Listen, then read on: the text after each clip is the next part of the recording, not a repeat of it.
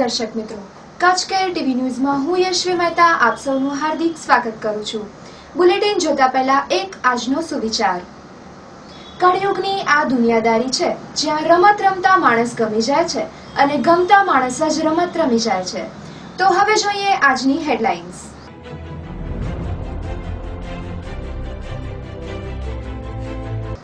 ભુજમાં ઘણો ફાંસો ખાઈને પરિણીતાનો આપઘાત।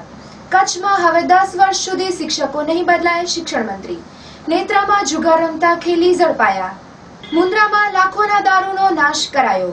દારૂના 4 ધંધાર્થીઓને એક સાથે પાસા હેઠળ મોકલાયા।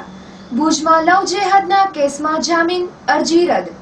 લુણવાની ગૌશાળામાં લાખોના ચારામાં લાગી હતી આગ। ગુલબર્ગ કાંડમાં કોઈને ફાંસી નહીં। જાંબુડીમાં મહિલાએ એસિડ પી જીવનનો અંત આણ્યો।